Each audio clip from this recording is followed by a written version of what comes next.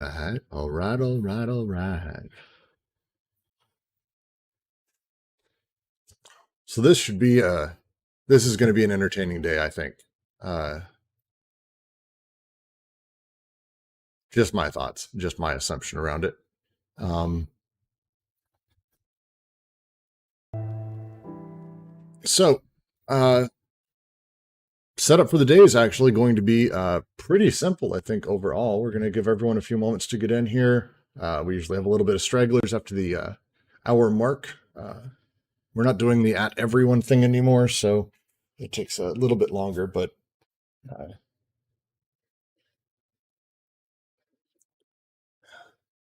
our setup today is going to be pretty simple. We're going to just talk through what are uh, probably the densest 3 pages that this group has read. We spent a little bit of time the last week putting together a series of notes on the entire thing inside of our crypt pad, which I can actually share. One moment.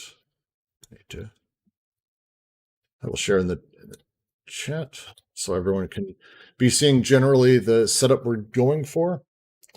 Uh, there's a lot happening inside of kind of all of this. And it's just incredibly dense. So as we go through, we're not going to be doing a super close reading. We're going to be talking through the different concepts that are brought up inside of all of this, and doing our best to have this larger discussion around what really these 3 pages are about. And it's only a handful of paragraphs, and we spent last night just randomly, we started talking through it, and I think we spent 3 hours on just one of the paragraphs. Is that fair, Jack? Oh yeah. Oh yeah.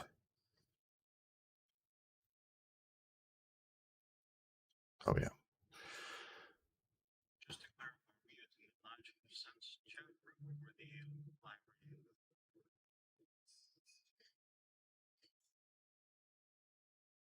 The live reading one. Live reading is where I'm at.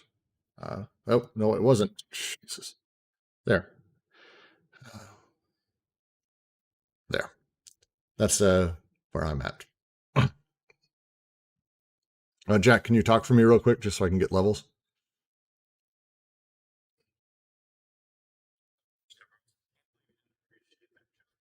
I don't know what's wrong with my stupid. This is great. This might be just a second. Sorry, everyone.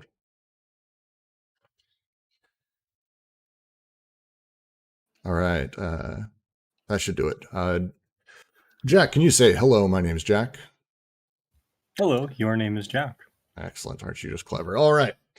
It seems like everything seems to be firing on all cylinders. I have multiple things. Let's get Craigbot in here so we have that back up just in case my computer decides to hate everything I'm doing. Now recording. Thank you, Craigbot. All right. So I'll go ahead and kick everything off. Thank all of you for joining us today as the Deleuze and Guattari Quarantine Collective begins our reading of the first paragraph of Logic of Sense. It's a little bit of a different setup than we've been doing with Anti-Oedipus, which we've been doing close readings for.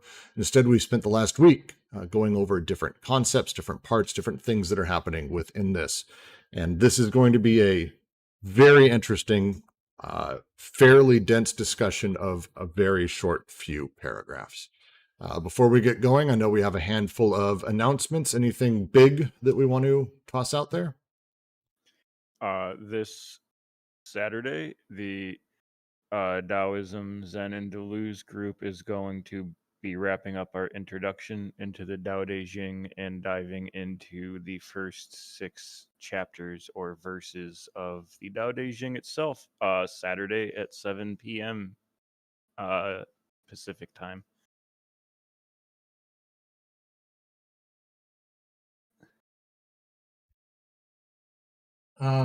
Zizek is on Wednesday at noon Pacific Daylight Time, and Heidegger is on at 4 p.m. Friday Pacific Daylight Time. We're reading Introduction to Metaphysics. Foucault later today. and Quarantine Literature, noon PDT Saturday. Still going over Nabokov's The Eye, so join us for a good discussion.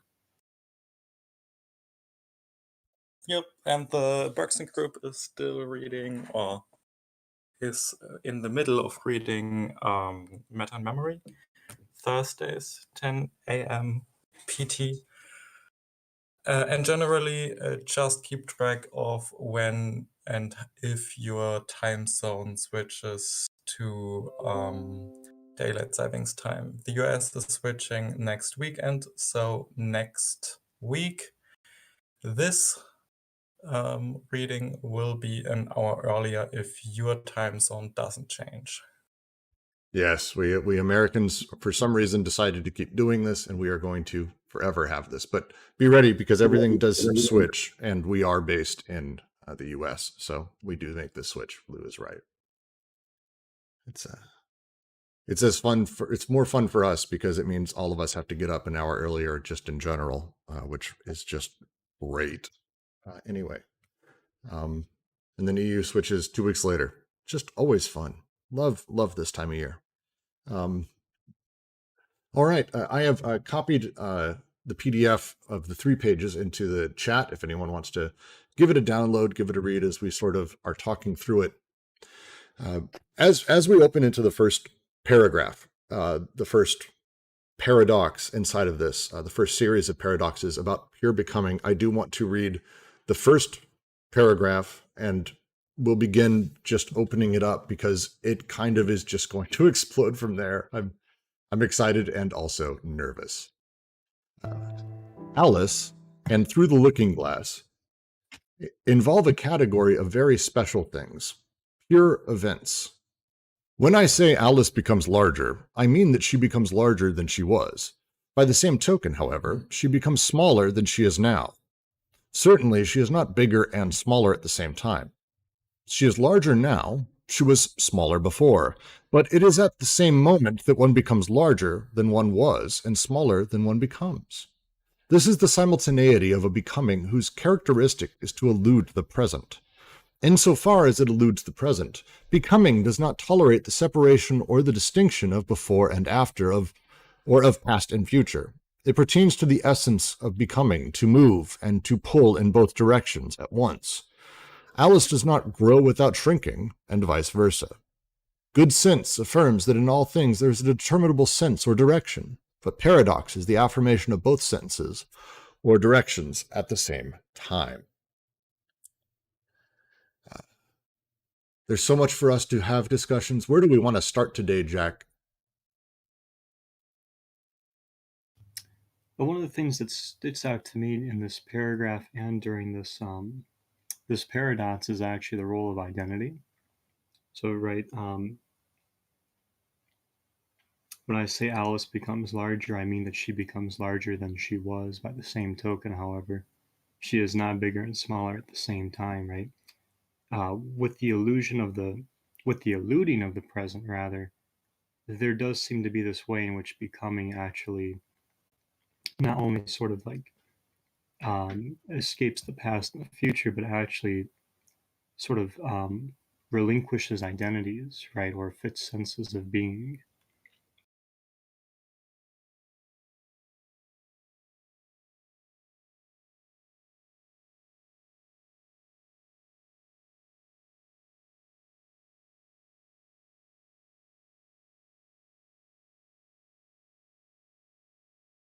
So one of the things I guess we'll start at the beginning. The idea where Alice is becoming bigger, the moment that they're actually discussing in this is a scene with her and the dormouse, very specific moment. And I'll just read through it from the text itself. Just at this moment, Alice felt a very curious sensation which puzzled her a good deal until she made out what it was. She was beginning to grow larger again, and she thought at first she would get up and leave the court, but on second thought she decided to remain where she was as long as there was room for her. The nature of a lot of the words inside of Lewis Carroll's writings, as we discussed last week, is he plays with things that we take somewhat for granted. It's a lot of sort of language humor is based inside of it. The idea of getting bigger, though, is the thing that is being focused on specifically here, because at any moment, I'm going to just say what I was talking about last night, Jack. At any moment, if we say that someone is getting bigger or someone is growing or getting smaller or any of the other ways that they talk about in this section, the reality is they're not at that moment. If we take a snapshot of any person, they're not necessarily growing. They are the size that they are. In order to say someone is growing, we have to be able to look at the size that they're probably going to be or about to be, as well as the size that they just were. And those things have to exist and coexist in the same thought, the same word, and the same moment. And this is the thing that he's bringing up here is the idea of good sense, which he brings up in empiricism and subjectivity. The idea of good sense, the broad sort of accepted truth, the way that things are, the truth that we're all able to ascertain. Good sense affirms that in all things there is a determinable sense or direction, but within the word becoming there isn't necessarily. We have generally a sense of direction, but in that moment it's not. Would anyone like to expand on this? We spent a lot of time discussing this, and there's a lot going on here. If anyone wants to jump in.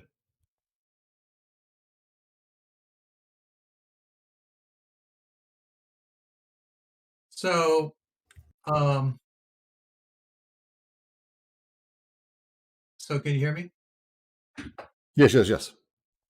Okay. So something that ought to be recognized here is that I think that Deleuze is reminded of Plato and his argument about the big and the small that are kind of disconnected.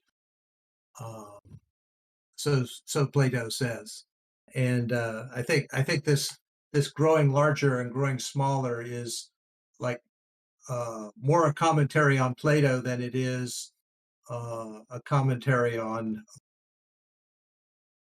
Lewis Carroll. Because I think Deleuze is reminded of this problem in Plato by what's happening to Alice.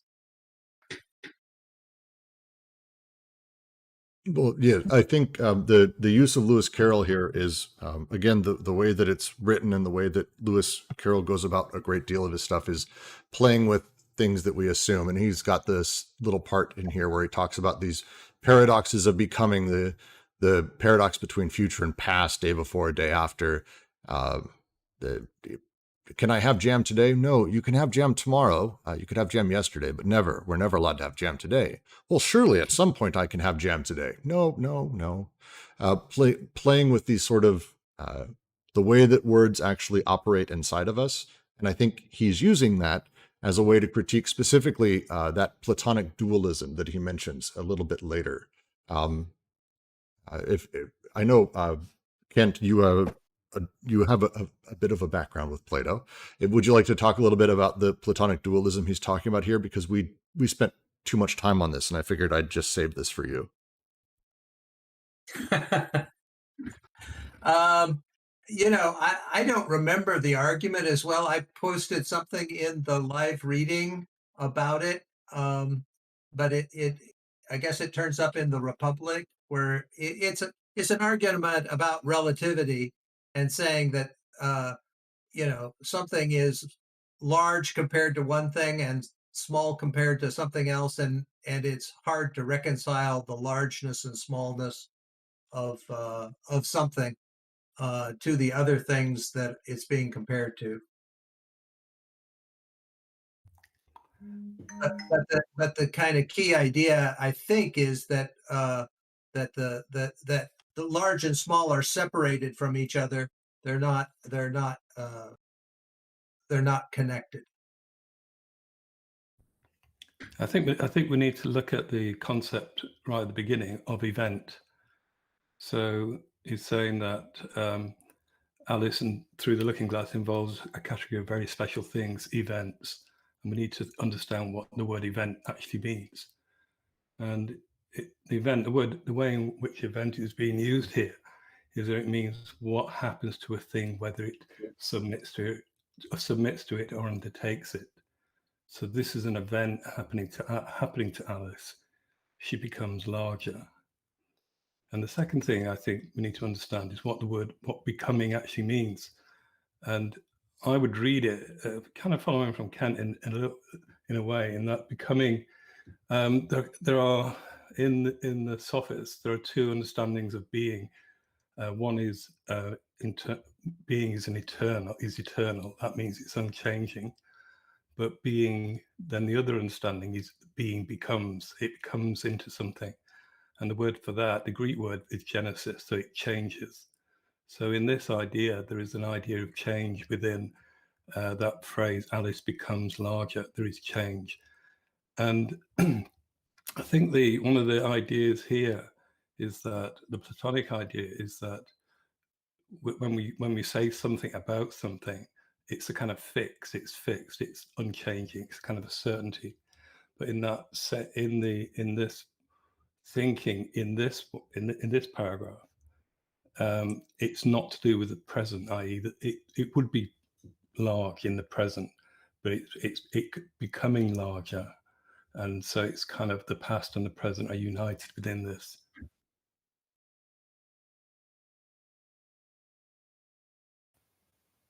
Yeah, I think you're spot on in that one, right? So with the illusion of the past, you have the past, or of the present, you have the past and the future, like you were saying. It's like they're united, but because we don't have the present to give a fit sense of being, right, we have an unlimited aspect here, right? So it's not even the past and the future as we usually think about it.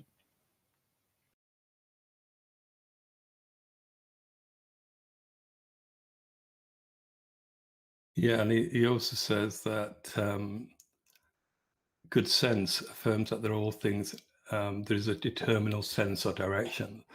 So obviously this book is the logic of sense. The logic of sense determines that there's just one thing. It just, a thing goes in one direction. But the paradox is that one thing can have two directions. And the way that happens is if you work outside of a kind of Platonic idea that something is fixed. Fixed, and there's a teleological element, like you're saying, right? So with good sense, it moves towards something, right? But with becoming, we don't even seem to have, as we keep going, I think he builds this out, we don't even have limits in those both directions, it seems.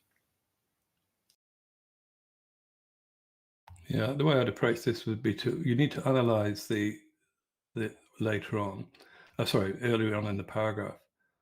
So he then goes, so he says she's not big and small at the same time.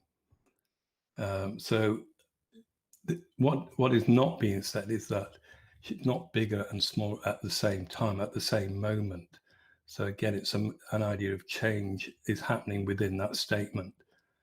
So she's larger now, she's smaller before. So that is an expression of something that can be two things at once. Larger now, smaller before.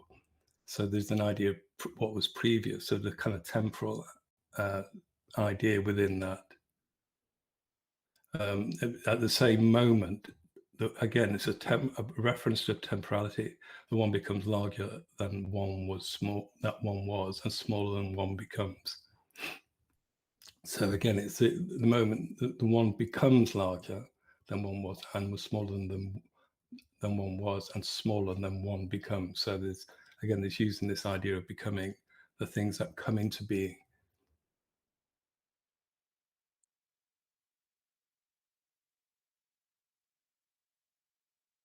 So one of the things we were talking about, I was trying to relate this to one of my favorite books on comics called Understanding Comics. If you haven't read it, I don't think I could recommend it enough for anyone, even if you don't necessarily like comics.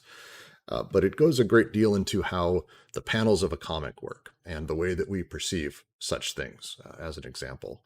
And I was trying to communicate how I think he's talking about this, where he's going, the nature of this is not necessarily that in any single moment, she's obviously not, as he says, both bigger and smaller at once, that it's a matter of us understanding that there is change imminent, that change is happening, even though there is, like, in that slice of time, in the now, the present, things aren't necessarily happening. So the example I was using, I posted these images a few times yesterday, but it's this would be, for example, if I were to just have a picture, I posted in the chat, it's just an image of Alice at the size she is. This is actually Alice becoming bigger. Now, this would be a terrible way to sort of relate this, because it's obvious that she's not changing. But the way that it might be shown in a comic would be, oh, this is her getting bigger. Literally, I have her in the same size in one of those panels, but the nature of becoming, because of how we describe it and how we talk about it, is the immanence within temporality. And that in order for us to have that sort of understanding, we have to understand where a thing was and where a thing's going, and be able to talk about it within a single moment. And that's the paradox between the whole thing, is how I understood this first paragraph and this first paradox. And feel free to critique the shit out of it, but that's kind of my quick grasp of it.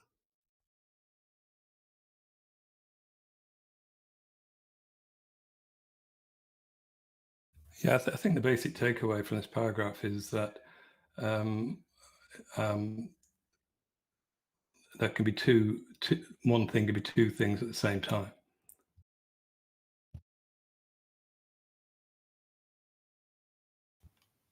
Yeah, I'm thinking about. Oh, go ahead, Bill. Okay, thanks, Jack. I just want to bring forth the way that later on in this book, Deleuze will talk about the two different times. And this is connected to Derek's point, that there's chronos as one of the times, and the other time is eon or ion. And so chronos is very much a time which we presently know it, or most of us know it as the common sense or the good sense, where time is unidirectional. It goes forward, just one way. But ions, it goes both ways. It goes to the past, one direction, and to the future, the other direction. So in that way, when you think about those two different times, then you could see that Alice can be bigger and smaller at the same time if you look at time through the ions perspective. And that's where event lies. Event as a becoming, according to Deleuze, I think, lies in the time of ions, not in the time of chronos.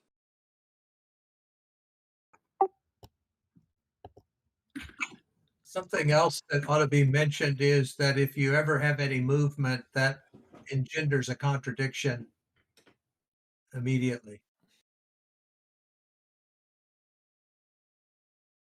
I'd just like to add something linguistic or stylistic that is not totally clear in the English. It's just for the first half of this paragraph. There are 3 times but beginning a sentence, where there are only 2 in English, or there's only 1. But at each time, it's as if you have the 2 voices already, although he hasn't made them explicit, of chronos and ion. So in the second sentence, when I say Alice becomes larger, I mean that she becomes larger than she was, but it should begin by the same token. So ion type thinking replies, she becomes smaller than she is now. Then it's sort of modalized. So a concession to good sense, which has a single direction. Certainly she's not bigger and smaller at the same time. She's larger now. She was smaller before, but it is at the same time. So iron talk again, that one becomes larger than one was and smaller than one becomes. And that's sort of conflated into one sentence, a repetition. So it's in French, it says, of course, it's not in the same time at the same time that she's bigger and smaller, but it's at the same time that she becomes that. She's bigger now. She was smaller before, but it's in this at the same time, all at once, that one becomes bigger than one was, and one makes oneself than one becomes. So the sort of two-voice structure is sort of blunted by not having this sort of chronos type analysis, then ion type analysis, and then the rest of the paragraph is the more general conclusion from this swinging back and forth between the two ways of seeing an event.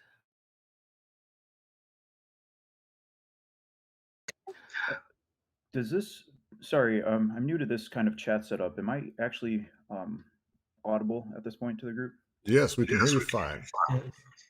Okay, cool. I have to hold this button down, I guess, to speak. I'm finally learning this. I'd like to throw out some ideas. I think what Deleuze is getting at is this sort of becoming, or this sort of radical mixture of bodies, or these like pure underlying seething forces that precedes the idea, the Platonic idea, or precedes our sort of reifications or our conceptual categories or anything along these lines.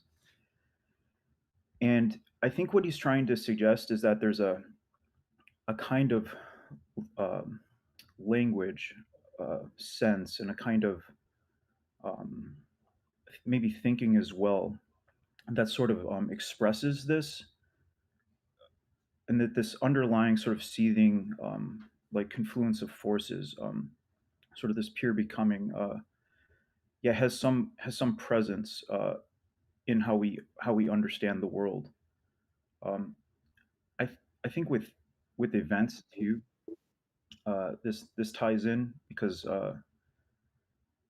I think with events you can never quite pin them down, like to say like what their boundaries are, because the boundaries of an event lie sort of at the crossroads of this like seething body of forces.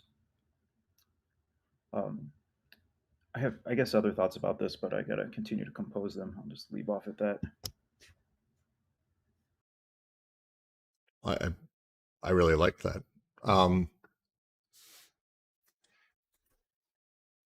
I mean, yet so to talk through a couple of the things here, we had a request this week to talk through the Platonic dualism here, and to dig a little bit deeper into that, because as Blinding Cyclops was saying, there is a deep reference to all of this.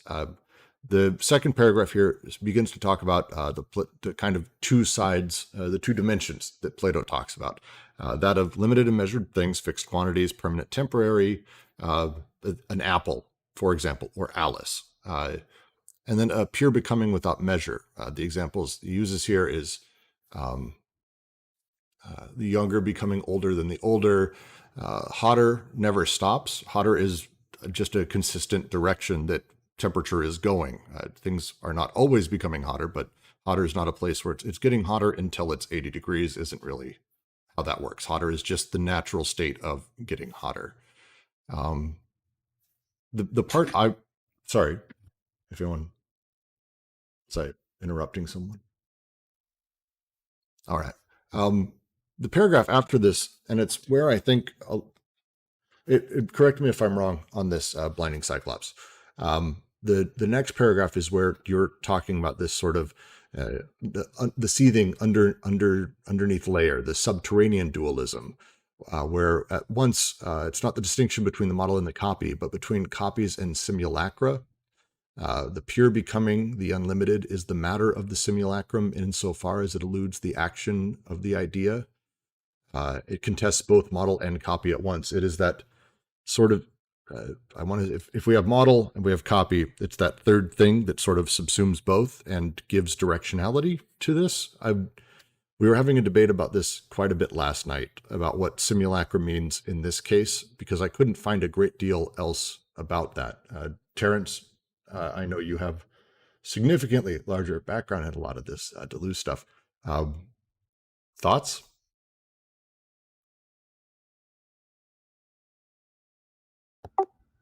I can say that he doesn't define simulacra very specifically. I don't think until the end of the 30th series, and I think at that point, simulacra is defined as sort of like he has all this talk throughout the book, like bodies consuming other bodies, and yeah, like the pure forces or whatever. And I think simulacra is always supposed to refer to that, or basically to the realm of pure becoming. Where I think model and copy more refers to the Platonic ideas in action. So like the model would be, let's say the form of whatever, the good, and then the copies would be all the particular instances of the good in the world in which you could identify. But the simulacra is something that evades or is outside of that sort of model and copy paradigm. I think the simulacra is all that which can't be modeled and can't be copied, and yet nonetheless has some kind of presence in language. I think through surfaces is what he'll give us, but that's a whole other topic.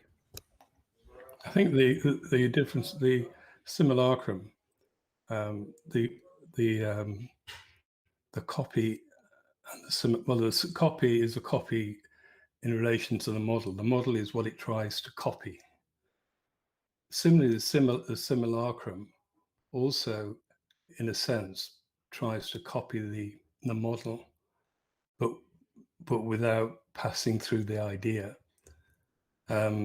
So this is why it's a simulacrum. A simulacrum basically is something that pretends to be something and it isn't.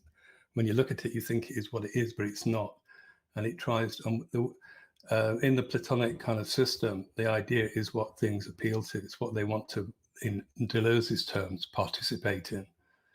So a copy will participate in the idea, and the idea is that perhaps given by the model.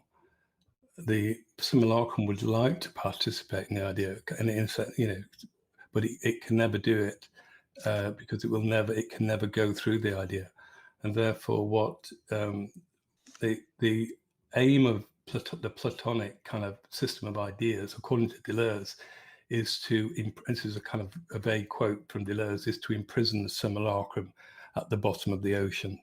So the simulacrum is always the kind of what shall I say, the very negative thing within the kind of Platonic system.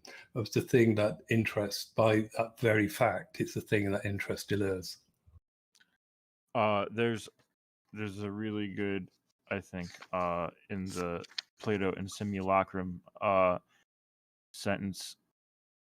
The simulacrum is built upon a disparity or difference. It internalizes a dissimilarity.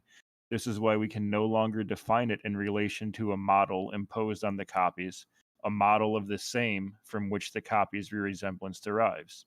If the simulacrum still has a model, it is another model, a model of the other from which there flows an internalized dissemblance.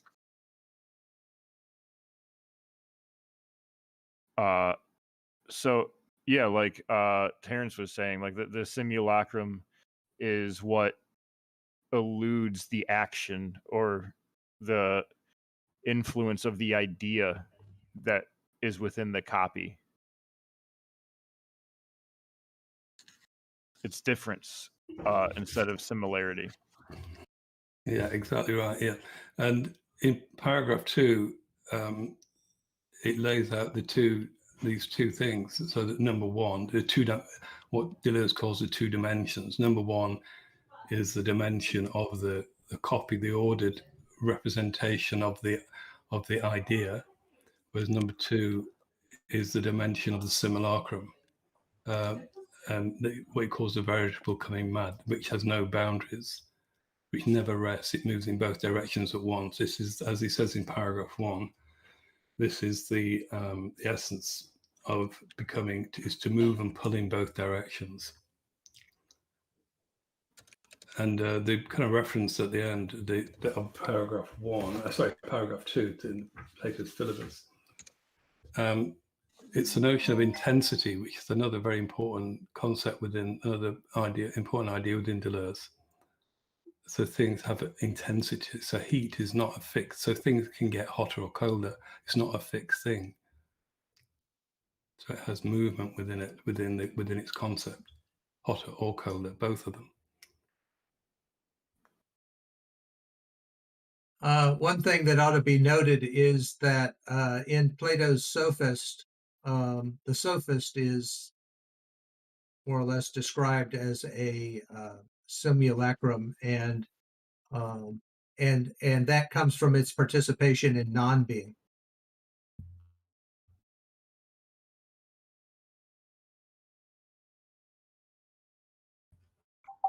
If I could read the definition at the end of the 30th series, I think it's quite good and succinct. I also like what was just said about the simulacra participating in non-being. I would, I think, agree with that. That's a cool tie-in with the sophist. So yeah, Deleuze writes, for this reason, we have opted for the word simulacrum in order to designate the object of depths, which are already no longer natural objects, as well as the becoming which corresponds to them and the reversals by which they are characterized. The depth is a term, or depths is a term that is going to reoccur throughout the text, and that yeah, I think again like refers this like underlying order of that escapes like I think pure intelligibility. I think we express it. I think we have some kind of awareness of it, but I'm not entirely sure how intelligible it is. I like the idea of relating it to pure difference, like in the difference in repetition sense, or I guess you guys are also interested in Buddhism and Deleuze and how they tie together. I would link it to Nagarjuna's concept of emptiness and sort of the lack of identity that persists on uh, that level of emptiness.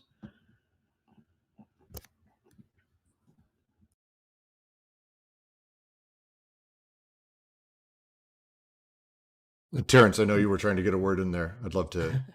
No, I agree with everything that's been said. The only thing that I could add is that Deleuze here is doing what several people at that time started doing, combining the reference to Plato with a reference to Klosowski in literature.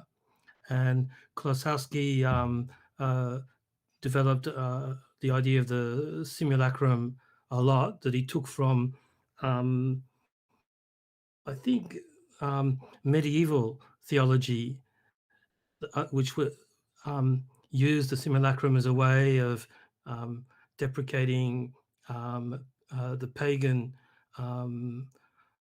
idolatry, that the statues were sometimes treated as sort of copies or resemblances of the gods, and sometimes they were treated as the actual gods. The statues were worshipped, and that led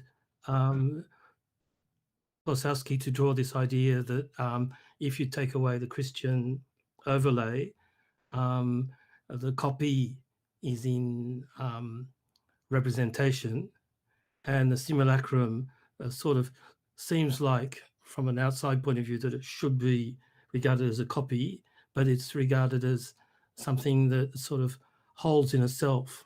So I think that's a source later of the idea of aseity, and the language of the simulacrum was used by Foucault, was used by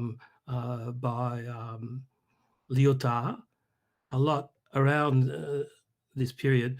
Baudrillard probably was, who was into different things, was probably at least a little influenced by that discussion.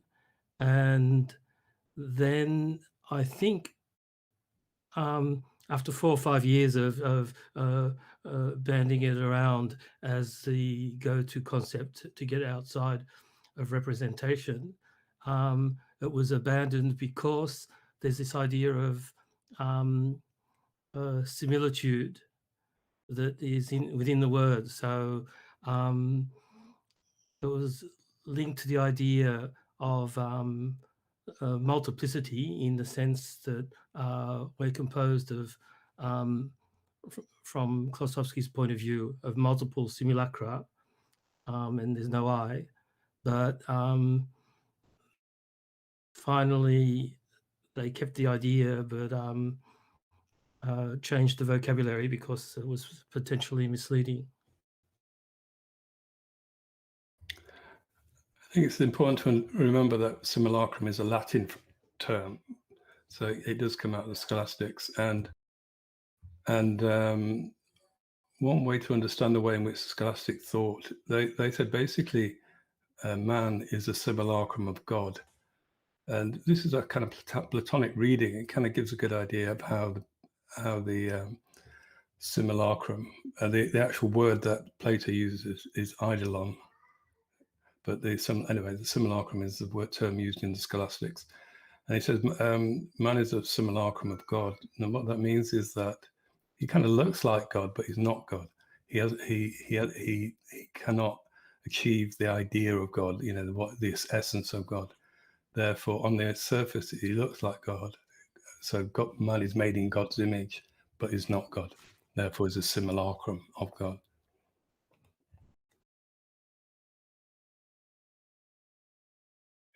I think it would be worth just a second, because again, we had the request. Webcam parent, can you take just a moment and do a refresher on forms, just quickly, since you volunteered in the chat? Yeah, I think that's what they're sort of reaching for here, right? In that there's all normal everyday things or whatever, like an apple, and then there's the ideal form of the apple, like the Platonic form of the apple. Well, he would call it the ideal form, right? And we would now call it a Platonic concept, but obviously that's like a modernism. And the what the Platonic apple is, the ideal form of the apple, is that all other apples participate in this apple just as an aspect of its being, right? They just merely participate within like what it is in an essence. And so it would be wrong to call a normal apple, right? Like a normal apple isn't like the embodiment of what an apple is. It just represents, it's participating in this act of being an apple, right? But it's not appleness. And so it would be wrong to call this thing a copy, right? It's not a copy of the ideal form. It's just like a shadow of the ideal form. And he thought, he kind of related this to the idea of you can envision the perfect circle, right? Mathematically, we understand the perfect circle, but you've never seen one. There are no perfect circles in nature. You can't witness a perfect circle. It's merely participating in this notion of the perfect circle. And maybe that's the distinction here between a copy and a simulacrum, right? Is that it's not actually the ideal form. It just seems like reminiscent of it, that it is a thing unto itself now because of these imperfections. I think difference between a copy and this, I'm just trying to think. A copy appeals to, as you said, it appeals to the idea, whereas the simulacrum appears like it goes through the same process, but without doing so. So, and as an example I tried to give before was about man. Kind of, if man is made in God's image, then he might, on some thinking, appear like God, but he's obviously completely deficient in that sense. So a simulacrum is something that appears to be like what it appears as, but isn't. And just going back to, so this is the problem with the sophist. Sophist appears like a philosopher, but isn't. So the sophist is in that sense a simulacrum of the philosopher. And that's the whole aim of the sophist dialogue, is to define what a sophist actually is. because they had no means of defining the sophist at that point.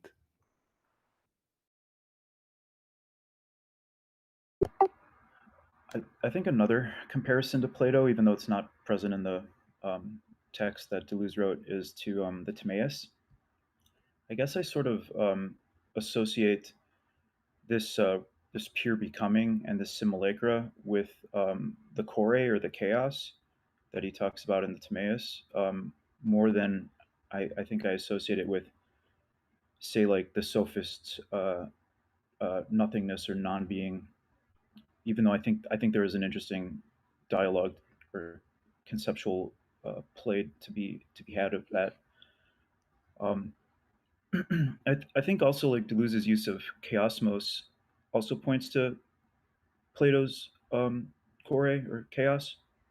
But I think one difference might be where Plato, if I understand him correctly, acknowledges the chore as sort of off limits to our conceptualization and to our understanding, like just completely and totally, almost in the same way like Kant says of the noumena, just totally off limits. Can't understand it. Don't even bother.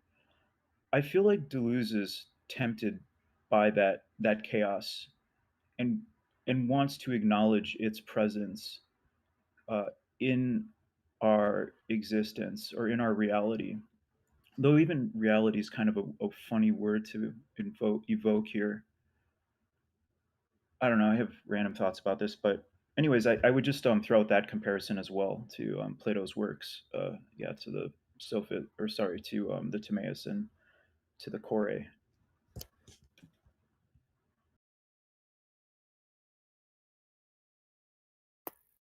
Wouldn't this also be related to in that final sentence there, where he says in that paragraph, when he says, "Is it not possible that there are two distinct dimensions internal to language in general, one always concealed by the other, yet continuously coming to the aid of or subsisting under the other?"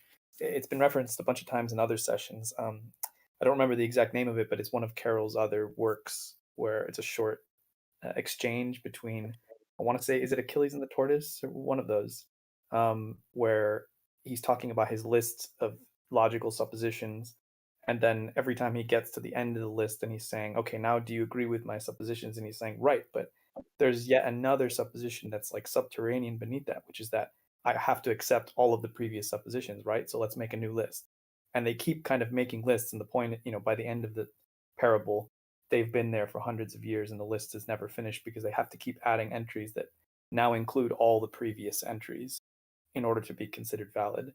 And there's just something here that I feel is being set up with the idea of an aspect of language and of thought that is it's taken for granted, in the sense that it's like the ground for thought. It's the way that sense, as this book is titled, is able to be communicated, but is not, because we are used to speaking and thinking in particular ways, we kind of assume that it's happening in this transcendental or like empty way, that we can just observe something is bigger, something is smaller, something is this state. And whether in language or in like being itself, that there's always this there's always a ground, I guess, is what I'm saying. There's always some form of ground within which things are happening. And maybe for a thinker of difference like Deleuze, I'm thinking I have this paper on my mind, but there's a field of difference. That's one way of looking at it. And then there's different ideas of singularities, with the Simondon stuff that we've been reading. There's another idea of like how it's germinated, but just that there has to be a ground, I guess, is what I'm getting at. Yeah, I think the reference to language is a good one. I think because the second half of that, the third paragraph, he draws attention to language. So he's talking about pure becoming. I think that can go in two directions. And he says sometimes Plato wonders whether this pure becoming might not have a peculiar reference to language.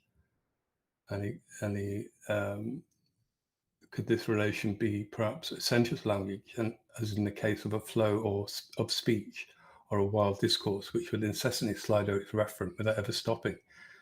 So there's a sense of that kind of long, I thought, is just kind of describing a way of discoursing or talking, which is kind of untamed, and it's kind of going beyond its kind of boundaries, because I think that the original statement that Alice becomes larger, we would naturally read it as a complete in itself, in a sense disregarding the become, because it would say it would seem to be an accomplished fact. Alice becomes larger. But obviously, what Deleuze is drawing attention to is the notion of becoming, in that it's a continuous thing, and it can be, and it's not. It doesn't reside in the present.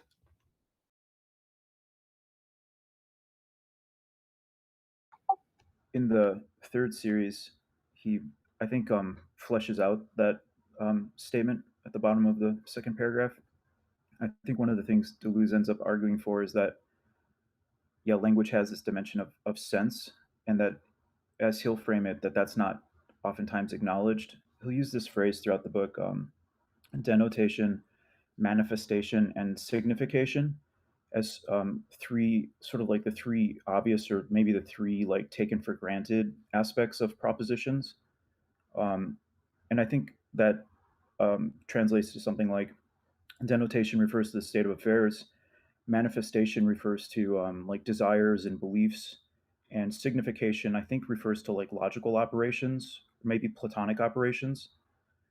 Where Deleuze wants to argue that there's a fourth um, way in which propositions function, or fourth thing that propositions capture, which is this thing called sense, or the time of aeon and events within aeon, in verbs,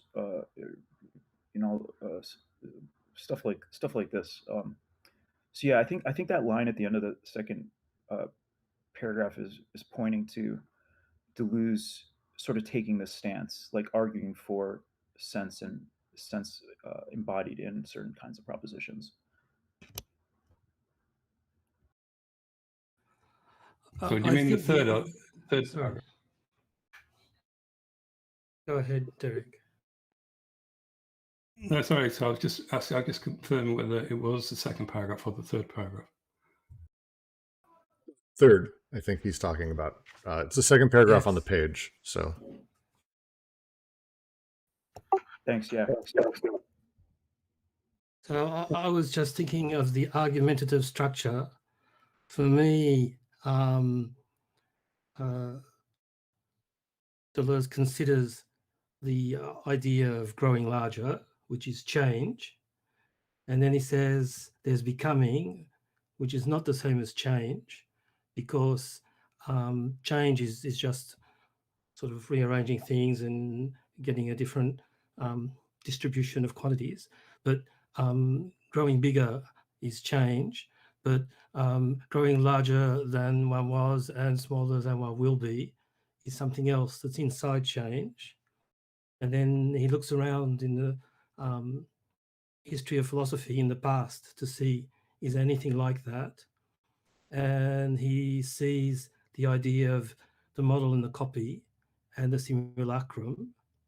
And he, in fact, takes the simulacrum out of its ordinary use to say this, if you see it as breaking outside of the representational model and the participational model of model and copy, it's a potential concept where, once again, there's something that's not inscribed in the heights in the idea and not inscribed in the depths of forces and the mixture of bodies, and it can be valid in itself. And then there's a sort of a deepening of the hypothesis of the relation to language in three steps. Plato seems to suggest that there might be a peculiar relation to language, so a different language or use of language. There's the flow or the wild discourse. So it's like reason and madness in Foucault, but deeper than that, or more satisfying, is the idea of two different languages within one language. So it's the stops and the movements, so it's the nouns and the verbs. And then even more satisfying is two distinct dimensions internal to language in general. So even in one language, in all the terms, there will be a stop aspect, even to a verb, and there will be a flow aspect, even to a noun. So the becomings wouldn't be automatically marked by a different language or a different grammatical category. They're something that are always there, only covered over. It says concealed, but I wrote covered over. I think that must be it in French. So it's a sort of a Heideggerian phrase. So anyhow, for me, that's the argumentative structure up to there. And after, as I didn't see who spoke, it will take on its other name as sense, or its other dimension as sense. Yeah, I think in that paragraph, this use of language, I think it's suggesting a structure of language that mirrors the copy simulacrum model. So he's saying that, as you referred to, Terence, he says, first, might not be two languages and two sorts of names. But then it says, or further still, is it not possible there are two distinct dimensions internal to language, one always concealed by the other? So this notion of concealment and kind of something covering over something is a kind of in the realm, I would say, of kind of the Platonic kind of copy simulacrum kind of dimension. But he also says continuously comes to the aid of or subsisting under, and then the other question mark. And the other is an important term within, just going back to sophist, actually, an important term within that. Now the other is the other one. So Sorry. the flowy language is concealed and comes to the aid of and subsists under the other language, which is the stoppy language. I don't think he's talking about the other in the sense of alterity there. He's talking about one language subsisting under the other language, or one dimension subsisting under the other dimension. Yeah, but they're not the same. So one must be other to the other. They're not the same. So, but he's looking at a kind of relationship, which I think is interesting.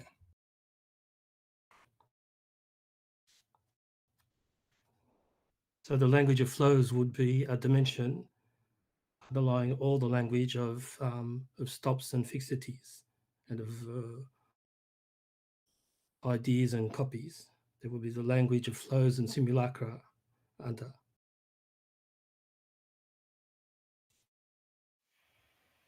Yeah, that's how I'm thinking about too, is that to discuss being or to give like identities or call things by like a noun or an adjective,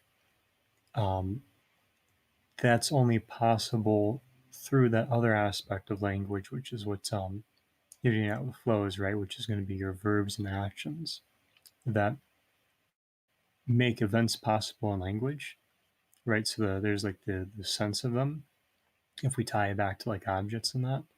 But I also think there's a way in which like language itself is going through a kind of changing in this manner too, because there's, right, I can talk about Brooks in a stacked sense just by invoking the word Brooks. But when I say Brooks is, I don't know, robbing a bank, I'm changing the entire character of Brooks in that statement, right? I'm creating an event in language, but also a kind of speech act, right? And then in the other sense, there's a question of what I'm referring to in terms of things, yeah. I would have thought that the distinction between nouns and verbs as being stops and becomings is just a preliminary distinction, and that after you would get that even a noun can contain a becoming in it. So Brooks began the talk all today, but he did it in his own special way. So he was Brooksing, and other people could go around Brooksing if they could have that sort of particular configuration of intensities within a moment.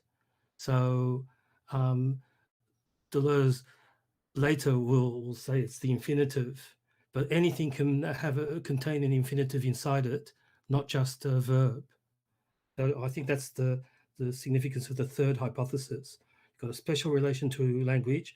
You've got two different languages, including two different grammatical categories inside language, one designating stops and the other designating movements.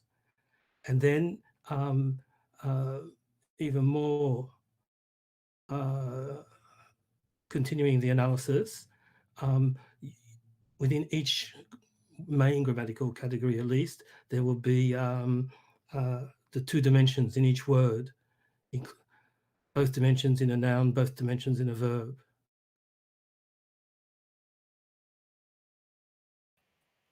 Yeah, I think I agree with what you're saying. Because to talk about Brutz, we have to have something that makes Brutz possible, yeah?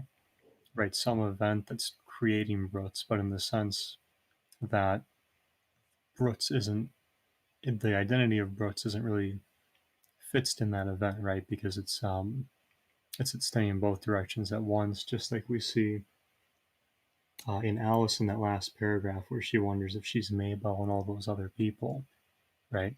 So I do agree with you that the noun would have that, but this would mean that we're once again, to get that noun, we do have that potential, but we still need that aspect of motion.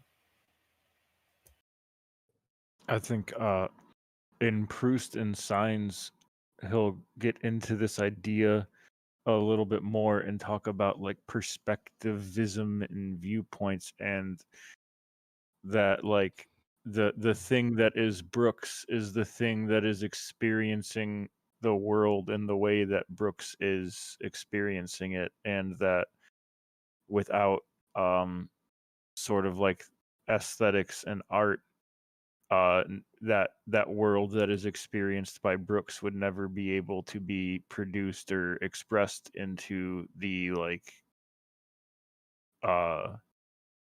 like the world everyone else lives in.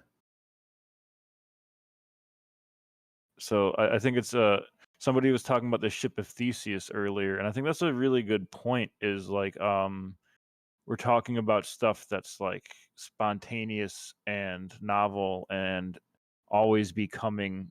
So like there isn't a concrete unchanging underlying substratic Alice. There's the experiences Alice is experiencing that create the viewpoint from which Alice will experience the next experience.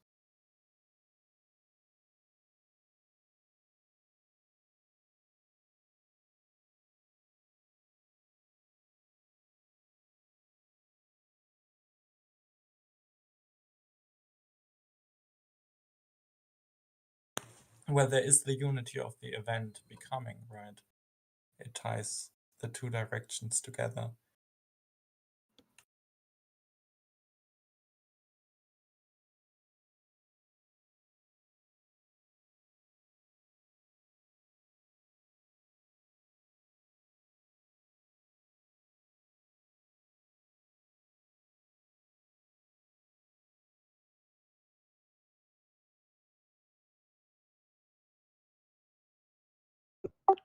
Question I have on my mind right now is, for the logic of sense, would all nouns be like reifications of verb-like processes, reified by the action of an idea?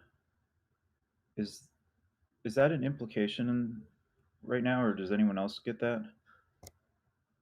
I think the implication is you can de-reify nouns, that on a certain analysis, from a certain perspective, nouns are sort of congealed becomings, and verbs are becomings in a purer state. So nouns are at that level or from that point of view, it will be reified.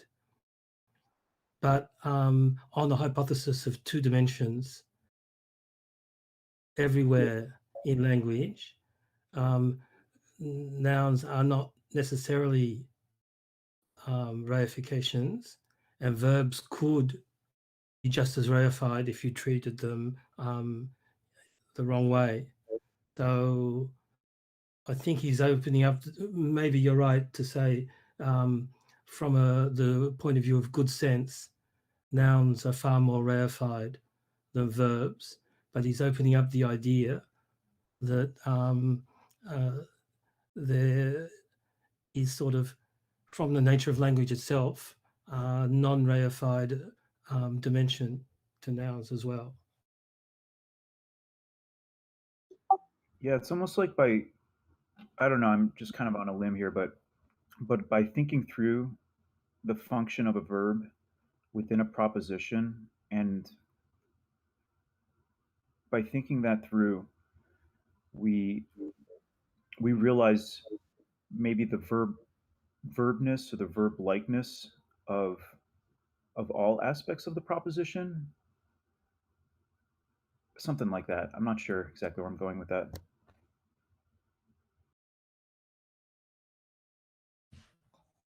The ideal for Deleuze, the ideal state, in the sense of the ideal, ideal, virtual, is the infinitive. A verb in a proposition is conjugated, so it's sort of localized in space and time, and an infinitive is on the virtual plane or the plane of the simulacra or of ion, but an infinitive can be closed, enclosed in anything. Of course, an infinitive, in a way, it can function like a noun. It can be the subject of a sentence. In French, they don't have as much the gerundive or the gerund, the verbal noun that we can use all the time in English. That's one way of taking a verb and making it be able to be a subject or an object of a conjugated verb.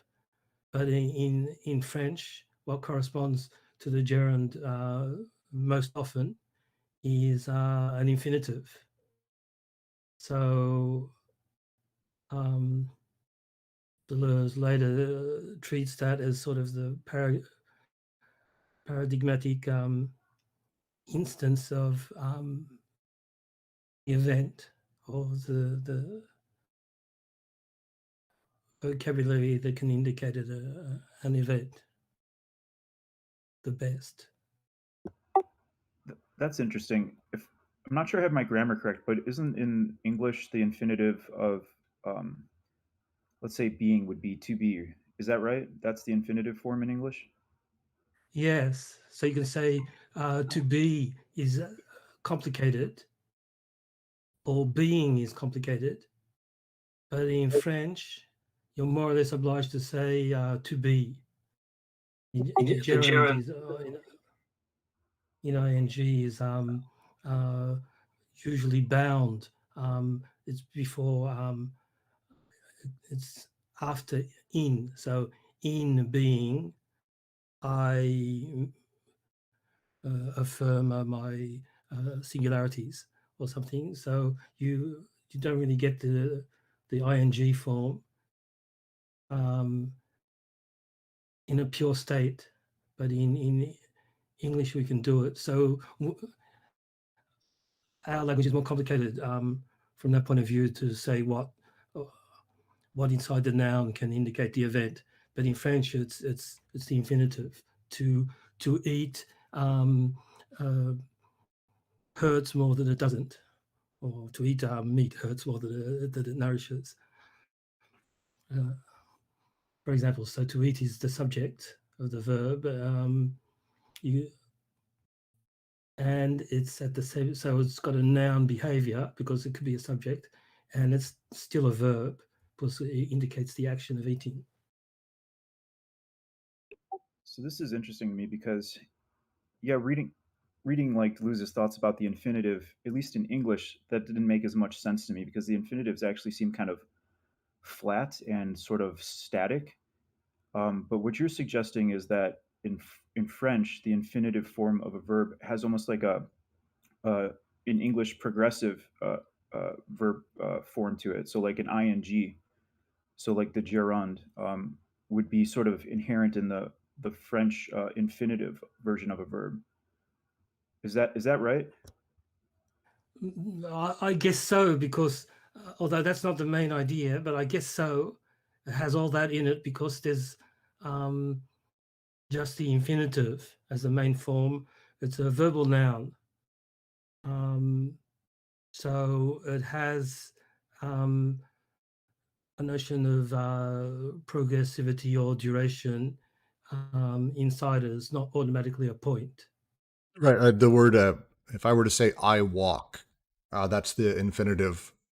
Generally in English, they're present. It's the present tense of the verb very commonly. And when I say present, I mean the direct present, not I am walking, which is an intentional, but I walk. And walk obviously is a verb, but it's also more of a noun. It's the natural state of the infinitive. So there's a motion to it and a progression inside of the word itself. There's not a lot of them we use because it's kind of awkward. I know I walk, I'm conjugating. The word walk is the point there. Thank you very much, Alyosha. Walk is the thing. So if I walk, you walk, to walk, whatever it is, that has intentionality and direction behind it instead of just being purely now, which is sort of a frame state, a point in time. At least that's how I understand it. I guess my inquiry is leading me to ask if the French language is more appropriate for expressing the dimension of becoming in the infinitive form of the verb than English. I'm wondering if English, with its infinitive verbs, makes them more static than the French infinitive of the verbs.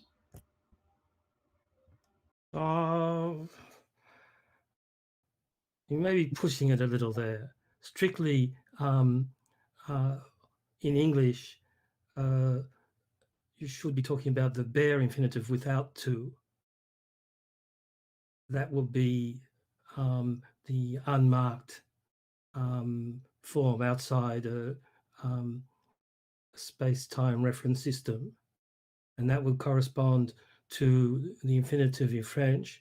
There is a base form in French, but you'd have to take off an ending. So to walk is the infinitive with to. Walk is even more spatio-temporalized.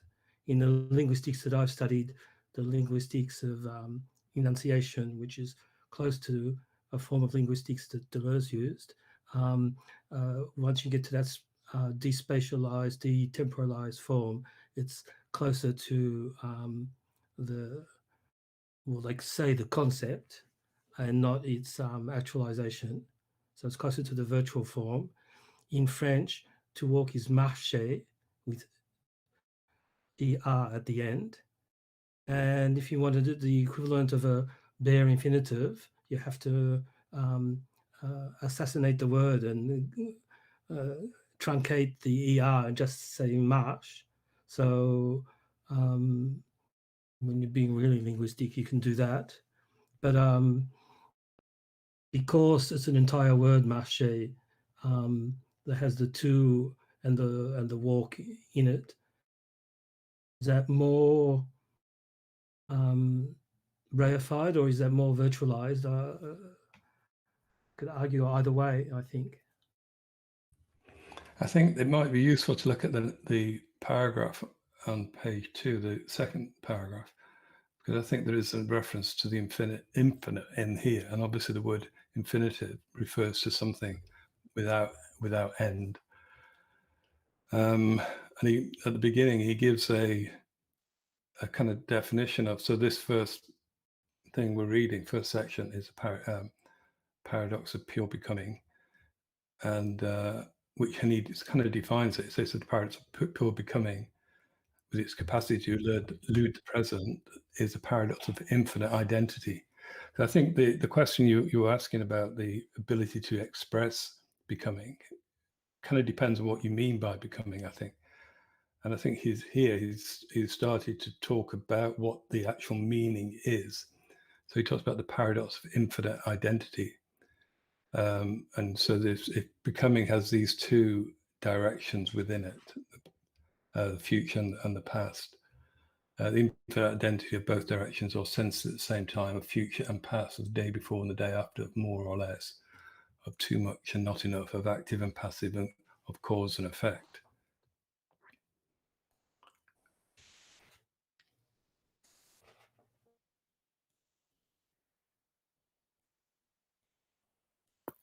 I think the difficult thing is because it's such a short paradox. Like Brooks said, there's quite a lot to pack, but also as the book unfolds, from my sense of it, because I haven't read the whole book, but from my sense reading about it, is that he's going to start the idea of some of the ideas we're getting at seems to me to be hinting at the concept of sense that is the whole purpose of the book. So when we're saying, okay, well, how does an infinitive do this, and why do nouns do this, and how do they still have meaning even if they're reified, and vice versa? Like all these things are going to be couched in terms of his reading of Frege, and the idea of how do different propositions make meaning for us, and how do they communicate anything at all.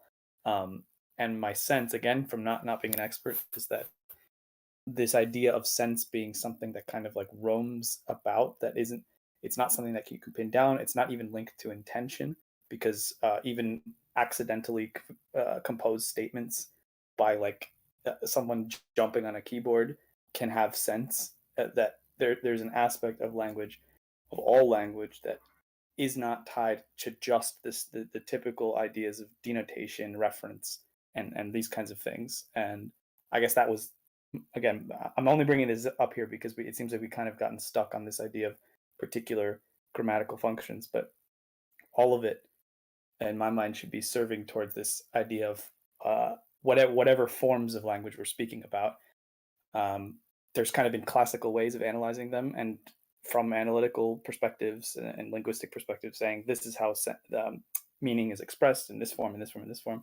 But he's saying there's always an excess of that, and there's always an excess that can't be pinned down, and that is revealed in paradox, because you start to realize what the missing term is, the third term or whatever it might be, that grounds, that makes language and meaning and communication possible. There's always an assumed thing, but in a way it is nonsense because it can't be pinned down. I think the essential idea is in a paradox, obviously, is that it can have two meanings. One thing can have two meanings, and he's playing on this idea of duality. So he says in the previous paragraphs, when we just started to read, he says, he asks, are there two languages? And then he kind of goes on to kind of characterize the relationship between the two, in that one might kind of keep the other in check in some way and conceal. One might be concealed by the other, and yet continue to come to the aid of or subsisting under the other. And then in this following paragraph, after that first sentence, he then gives another dual understanding of language. He says language fixes the limits. So the moment, for example, at which the excess begins. So it says this is the point at which things, the limit of something. But language as well, it transcends the limits. It restores them to the infinite equivalence from limited becoming. So language has these two aspects, is that it gives a limit to something, but it also allows something to transcend the limit. And again, this is these two ideas of language that he's mentioned in the previous paragraph. And then he gives these, which I don't know, but I take it from Lewis Carroll. So in these two sentences, we get these two things happening at once. A red hot poker will burn you if you hold it too long. And if you cut your finger very deeply with a knife, it usually bleeds. So there's obviously a kind of paradox within this, is that red hot poker will burn you. Will it burn you? It doesn't matter how long you hold it, it will burn you. But it says if you hold it too long. And he says, if you cut your finger, it will bleed. It usually bleeds. But then he says, you cut your finger very deeply, So it's kind of this paradoxical use of language, these two kind of ideas within it. And those are they're actually from Alice. It's her talking about things she's very certain of that she needs to keep in mind as she's trying to sort of maintain her attachment to the world above as she's fallen through. So that's like her going, I know these things. A red hot perker will burn you if you hurt it too long. If you cut your finger very deeply with a knife, it usually bleeds. These are what she knows. And that's why it's interesting that he couches those, because that's the moment that she's talking about, where it's in that moment, she's utilizing them to define and fix the limits, yet inside of it also it transcends them. It's a really great example of that. Yeah, I think Heidegger, Deleuze talks about the excess begins. So language defines the moment with the excess begins. And so this notion of cutting your finger very deeply is like an excess within that statement, because all you need to say, if you cut your finger with a knife, it bleeds. But the excess is very deeply. And similarly with in a sense with the red hot poker, if you hold it too long, that's an excess. That is an excess. That's beyond the limit of language is reached when it says the red hot poker will burn you if you hold it. But too long is just an excess. You'd also have the excess of bleeding, right? Where the blood's actually leaving the wound, or the excess of the wound trying to close itself. Yeah.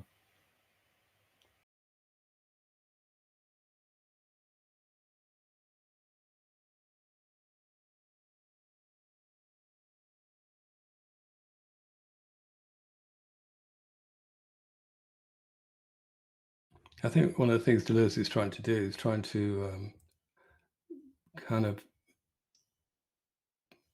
vocal, I'm trying to think of the right way of saying it, but express this notion of becoming, because the language is very difficult in our kind of understanding of language, the way we use it. It's very difficult to express this notion of becoming naturally. It's a thing we would read a statement like Alice becomes larger as a static finished thing, but he's emphasizing this becoming, this before and after, kind of constant and the infinite aspect of it.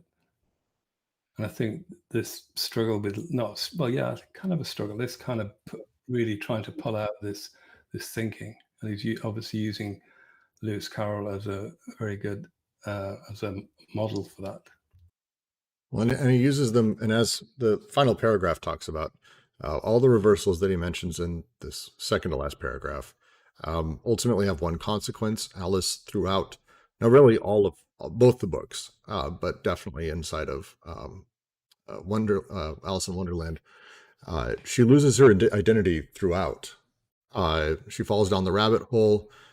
First thing is she tests her knowledge of whether or not she's still Alice or if she's become someone else. The white rabbit calls her other people. The caterpillar asks who she is. She's unable to answer. She feels that she has changed several times since that morning. Everyone, it seems, inside of this place is susceptible to. Members of the jury are forced to write down their names or they'll forget them. It's the nature of Wonderland, is that we have everyone seems, for the most part, to have this sort of flowing, uncentered sort of identity. And it happens again in Through the Looking Glass multiple times as well. She's told not only that she may not be human in that actually, and she forgot her name, but that she's actually only in a dream. In Dream of the Red King. So it's I would love to sort of have a conversation around why this reversal contests her identity overall. The phrase he uses, the loss of the proper name is the adventure which is repeated throughout, for the proper or singular name is guaranteed by the permanence of savoir. This is a thing I have a tenuous at best attachment to and understanding of, so just would love to get some thoughts on that. Can I interject on the translation of words? Well, first, it's quite astonishing that suddenly everyone knows what savoir is meant, so you can put it in a translation and it's okay. In French, nom, N-O-M, means both name and noun, the grammatical category. So proper name, do we say that? In French, to distinguish a name from a noun, you say nom propre. So it's strictly a name. But proper name, why not? So the loss of the proper name is the adventure. Well, she no longer is sure if she's Alice or not. So that seems correct. Well, the proper or singular name is guaranteed by the permanence. There, I think it's wrong. I think it should read for the proper name or the singular noun, even if it's the same word in French. The latter is embodied in general. There aren't general names, they're general nouns, designating pauses and rests. That's the thing we said, the noun on the first reading is reified and reifying, so it designates the pauses and the rests.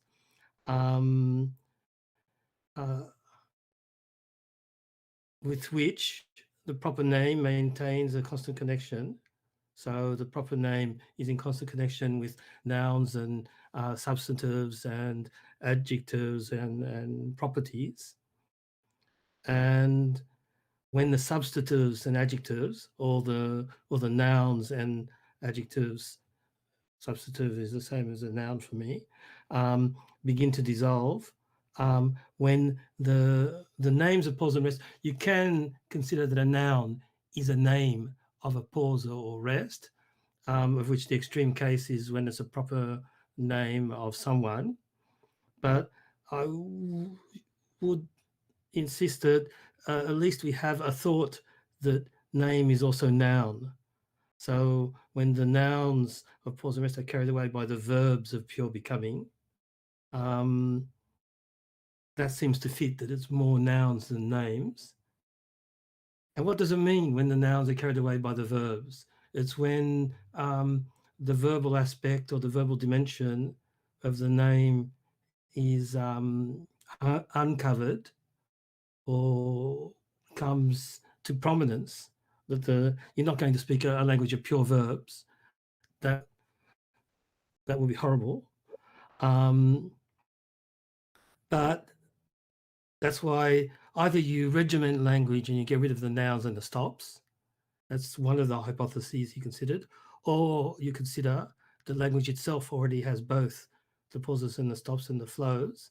And you, by your style of talking or writing, you give more prominence or more primacy to the becoming aspect of all your words. For me, that's how the substantives and adjectives dissolve. They all take on an infinitive aspect, but you can't go all the way because we do exist in space and time. Infinitive is less than infinite extension or prolongation. The infinitive is outside the finite space-time localization of things and mixtures of things and changes.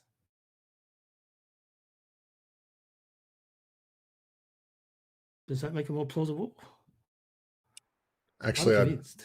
no, that, I mean, I edited the PDF that I shared with everyone to change it. Because I think You put nouns in, did you? I put proper name and singular noun. Yes. So I saved that. Yes. So Good. it's always fun to edit because I'm sure I have that right and I've earned it for no reason whatsoever. But so okay. So the idea here then is that we have her proper name, which is Alice, and then we also have the singular noun, which is various things, singular points, copies of things. The state as we start entering into of pure becoming, which Wonderland is 100% just consistent becoming. Things never are. It's a joke that things exist statically in there because they do not. Everything's either on an eternal return of its own or is constantly morphing and shifting into something new, becoming a game of this or a courtroom of that, and then shifting in and out, and nothing is static. The more that happens, the personal self requires God in the world in general, But when substantives or adjectives begin to dissolve, when the names of pause and rest are carried away by verbs, all identity disappears from the self and the world. This is the test of savoir and recitation, which strips Alice of her identity. I'm still not personally making the connection between how identity is connected to, let's call it the static items, the proper name, the proper noun, the things that are more transfixed in time versus becoming. Obviously, name, I mean, like Alice's name, yes, but that, like, stripping Alice of her whole identity, we're talking inside of the books, significant layers more beyond just her name, obviously. How does it say in Through the Looking Glass? Now, Kitty, let's consider who it was that dreamed it all. See, Kitty, it must have been either me or the Red King. He was part of my dream, of course, but was I a part of his? Like, we're talking about a total breakdown in her understanding of, like, generalized identity and existence. So how do those match up? How does this last paragraph sort of push that?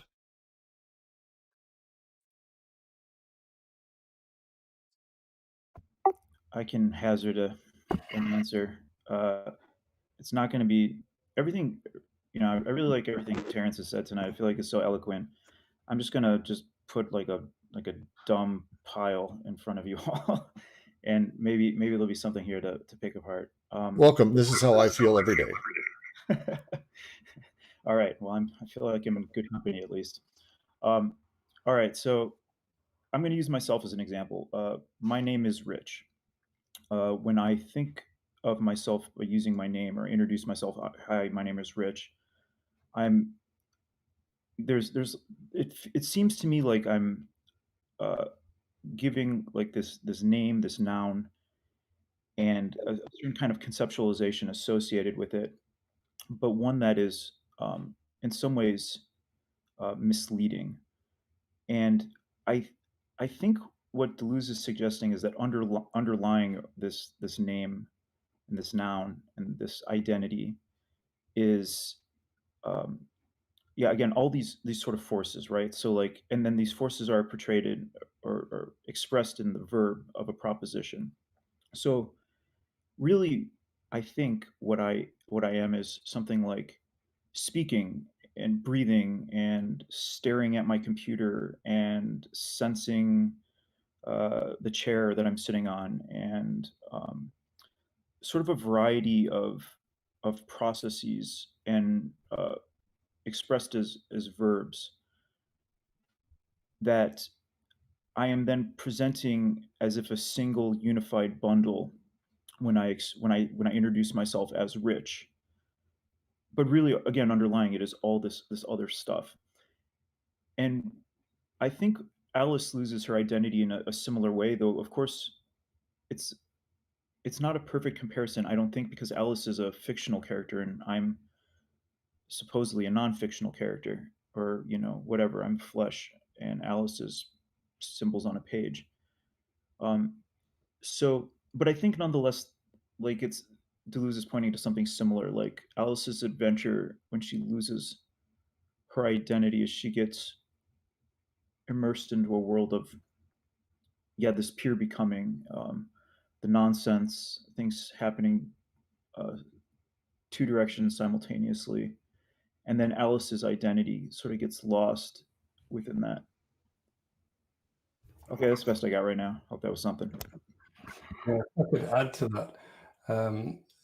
So, third sentence in that paragraph, he said the proper or singular name is guaranteed by the permanence of savoir, which I've looked up. It seems to mean knowledge. So there's a permanence in terms of knowledge in the way you understand. There's something you understand in the world. There is a certain kind of idea of the world that is kind of guaranteed, so you know it, and your name is kind of underwritten by that knowledge, that kind of the unchangingness of the world around, shall we say. So this is the latter. He says embodied in general name, designating pause and rest, with which the proper name maintains a constant connection. So the proper name is connected to permanence of knowledge, of kind of a certain idea of understanding. And he said the person requires God and the world in general. So there's, again, sort of a belief in God and a belief in the world around us in terms of how it functions. He said, but when they begin to do, when substantive objects begin to dissolve, when the names of pause and rest are carried away by the verbs of pure becoming, slide to the language of events. So the event is Alice becomes larger. That's what happens to Alice. All her identity disappears because it's perhaps, I don't know, perhaps its identity disappears from the self, the world, and God. The identity is something guaranteed by permanence of savoir. This is the test of savoir recitation, which strips Alice of her identity. I don't understand that sentence. In it, words may go awry, being obliquely swept away by the verbs. It is as if the events go on an irreality, which is communicated through language to savoir and to persons. So there is a connection between this sort of knowing and this kind of becoming. Is it to say another way? I know we're bringing up now later works, but I mean, we just finished a year of AO, so I get to bring up AO a little bit.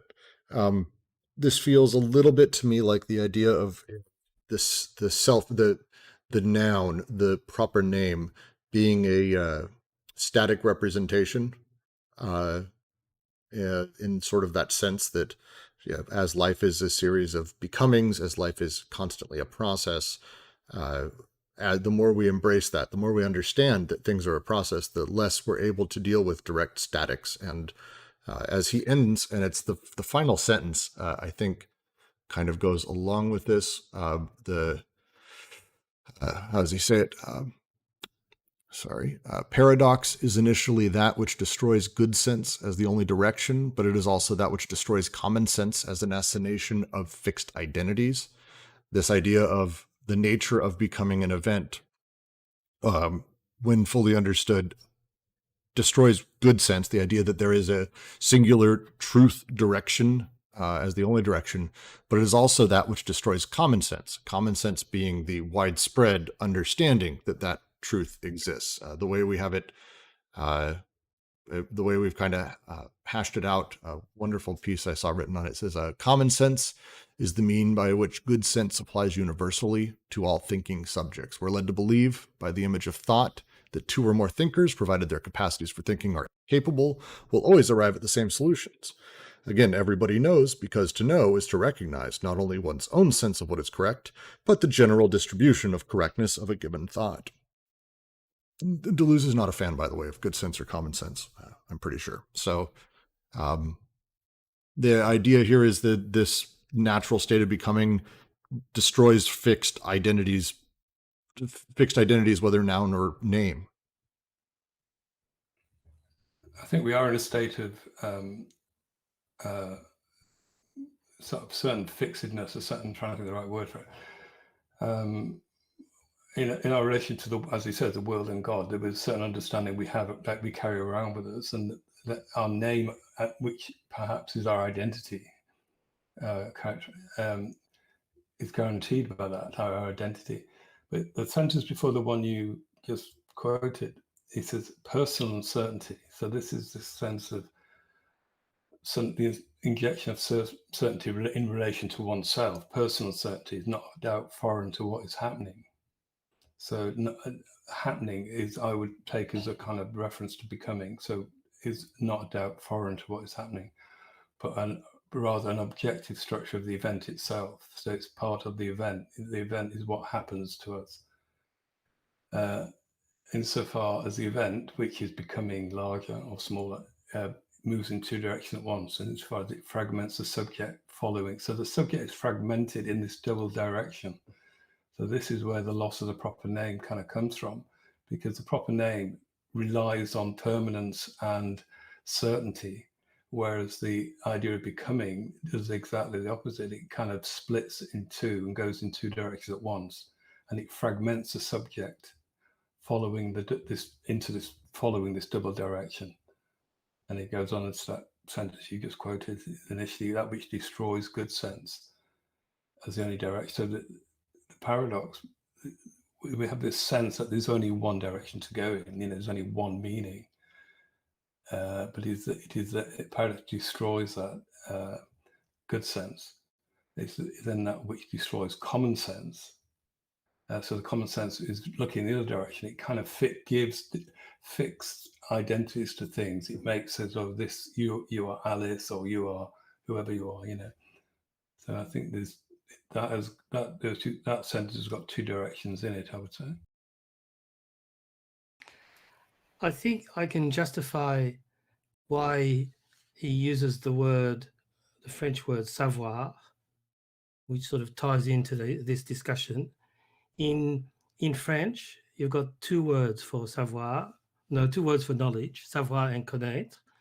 And because we're in a context where we talk about Frege and sense, we can talk about Bertrand Russell, who, to capture that distinction in French, talks about knowledge by description and knowledge by acquaintance. Either you know facts and you have representational descriptive sentences to capture the identity of someone, or you know someone because you've met them or you see them often. And so the knowledge by description is savoir. So that's the sort of representational knowledge. We can know all about someone, their properties, their relations, and so on, whether you've met them or not. So maybe it was for purposes of clarity that whoever it is, that they, Constantin Boundas, Mark Lester, and Charles Stivale. Okay, so they stuck a French word in without really explaining it. And in French as well, bon sens, good sense, it's sort of straining things a bit. Usually you translate both words, bon sens and sens commun, as common sense.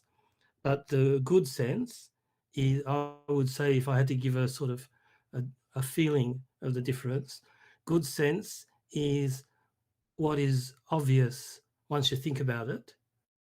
And common sense, the French equivalent, is what everybody knows. So they're very closely tied, but they're not the same thing. So the common sense is sort of like the knowledge by description, the academic or not necessarily academic, but knowledge not based on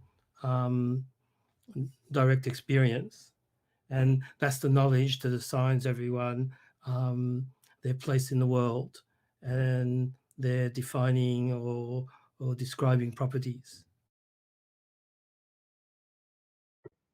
On a good sense, I guess my understanding of his use of this phrase is basically synonymous with cause. And so with that last line, I'm thinking like, you have units or objects bound by identities in a cause and effect relationship passing forward in time. But I think Deleuze is essentially trying to undermine that when he establishes the meaning of sense, and that it can't rely on identities, cause and effect relationships progressing forward in time, that he's pointing to something else. I'm not sure if that works or not, but that's how I've been thinking about it.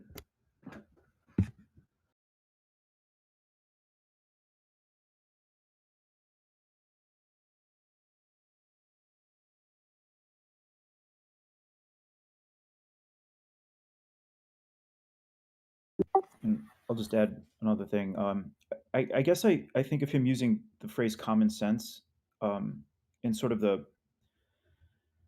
this sort of like standard, almost like idealist philosophical fashion. The idealists are always undermining common sense and putting it in their place, like kind of the idealist philosophy. And I think I don't know, my read on this is that Deleuze is riffing off the phrase common sense and saying goods, using good sense is like a riff off that, again, to express causality. So my understanding of it is that it comes from, specifically here, I would have to say, since this was written contemporaneously with difference and repetition, I'm going to probably go with the way he talks about it in that.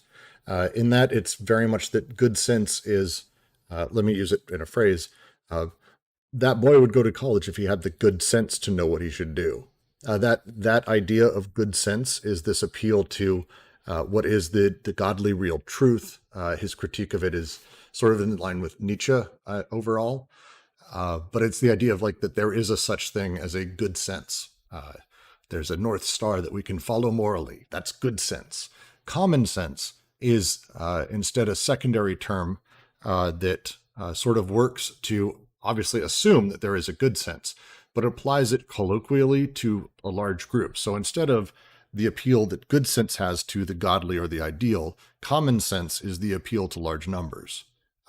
So someone says, well, if he would do that, it's just common sense, is the appeal wrapping good sense inside of this larger thing that it was saying, well, this is what everyone knows. Everyone knows such a thing. I mean, don't be a fool. So there's this slight different change there. And his critique of both, obviously, is pretty significant. He's not a big fan. But it's those are kind of how I think he's talking about it here, because again, that's how he refers to it in DNR. I actually have the sense that there's a contingency. So like where you're saying good sense has this teleological direction, right?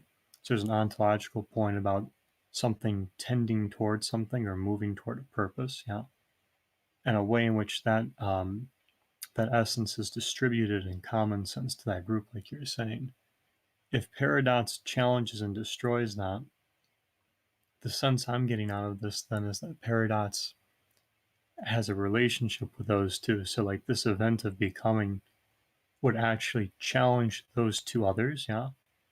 But I'm thinking in the sense it also makes them sort of possible in another manner speaking, because like with savoir, or I think it's, well, anyways, with savoir, it would seem to me that with the establishment of like knowledge as a being, you can have these tests, but to the way that that knowledge basically gets constructed is through the interplay of becoming itself, right?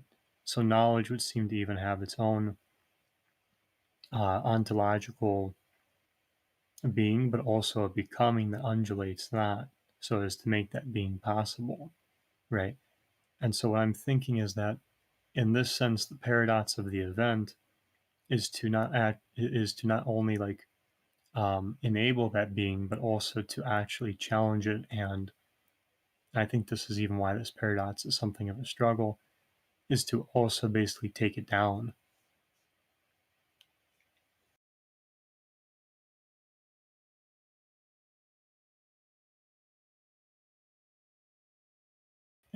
And to give a quote, so I don't sound like I'm talking too much out of my ass, where Deleuze writes, "This is the test of savoir and recitation, which strips Alice of her identity. In it, words may go awry, being obliquely swept away by the birds.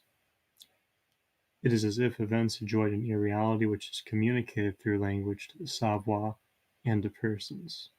For personal uncertainty is not a doubt foreign to what is happening, but rather an objective structure of the event itself, insofar as it moves in two directions at once, and insofar as it fragments the subject following a double direction."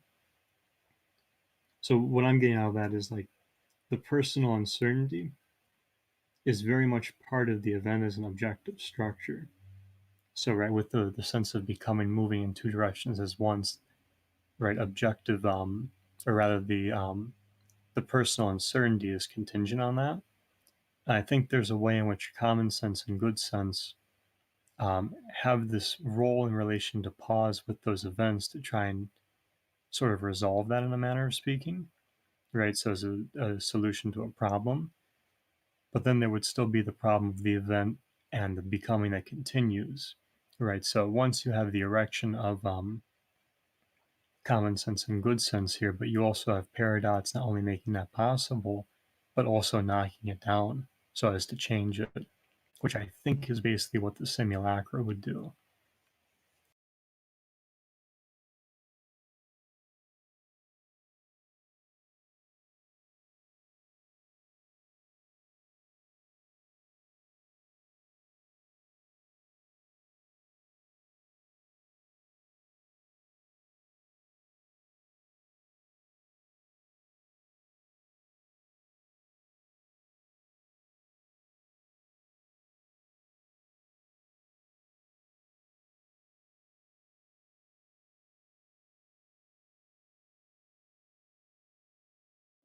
I think I get that.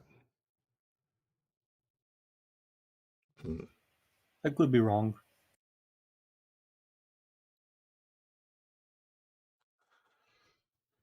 Well, it's so, and again, the use of good sense and common sense here, I think, is probably key. The use of good sense applies godly knowledge, as he talks about it prior, and as Nietzsche for sure talks about it when he talks about good and common sense. So that would follow for me, where it's, if it says paradox initially that which destroys good sense is the only direction, also that which destroys common sense is the assigning of fixed identities. The personal self requires God and the world in general. Those statements feel like they're almost saying or pointing at the same sort of concept, unless I'm reading it wrong.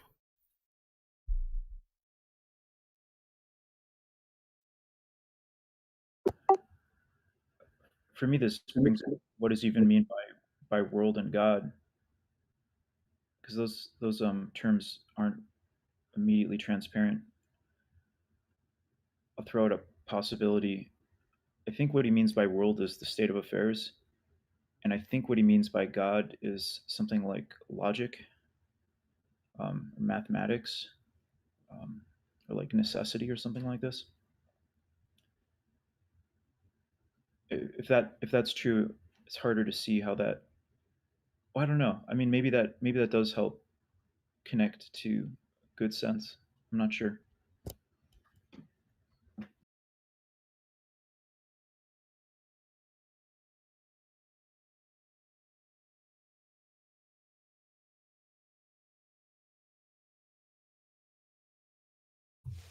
I think the meaning of this paragraph is that Alice's personal, the contesting of Alice's personal identity, that it's put it, it's made subject to contestation, it's made subject to doubt and uncertainty, and the loss of her proper name. So they're kind of two different things. But he said the personal self requires God in the world in general. I guess the way I read that is that obviously God is this kind of super temporal, super natural thing, and the world is a thing, the natural world around us. So in a sense, that is everything that might be. But I said all identity disappears from the self, the world, and God. So when the substantive and objects begin to dissolve, when the name pause and rest are carried away by the verbs of pure becoming and slide the language of events. So when that happens, when Alice is subject to an event, i.e. becoming larger, this this certainty given by nouns and adjectives, I'm reading it kind of literally, disappears.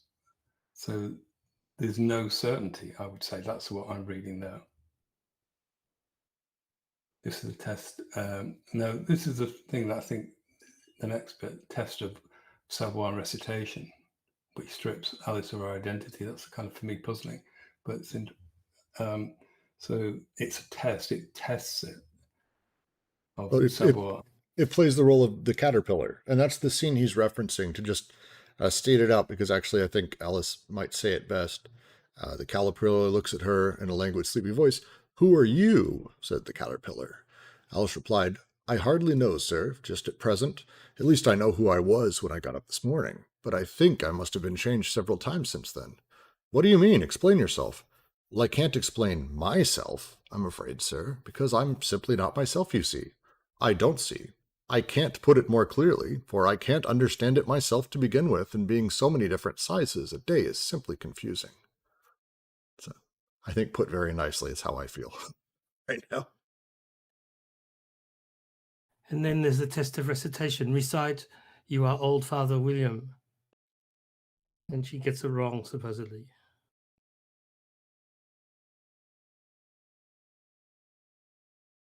Oh, yeah, good. I can't help feeling that there's a sort of reference to Kant as well. I even think it's in the title, The Paradoxes of Pure Becoming. It makes me think of the critique of pure reason. Of course, there's the becoming in the depths.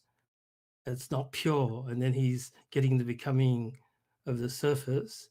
And the critique of pure reason, he says, Kant says at the beginning of the book, he's setting limits to reason so you can believe in the soul or the self and its freedom, so that you can believe in God and you can believe that the world was created, for example.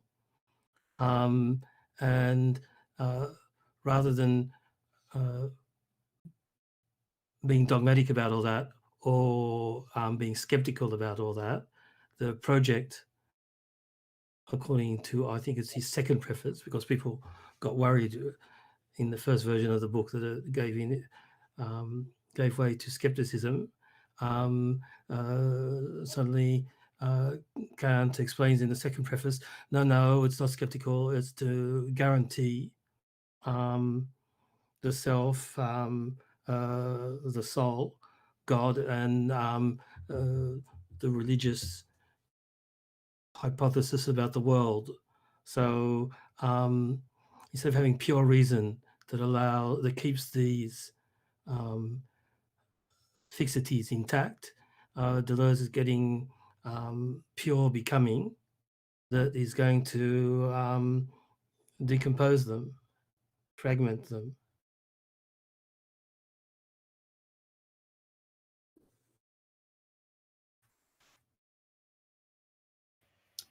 Well, this is kind of what I'm getting at, because you bring up the poem, which I think is I think that's a really important aspect of understanding language for this book, but also in like the Cratylus, where Socrates and his friends are actually talking about just the way in which shifting letters, or what I would call punning, changes the way words function. Yeah, it changes the meaning and the sense. So like with your old Father William, right?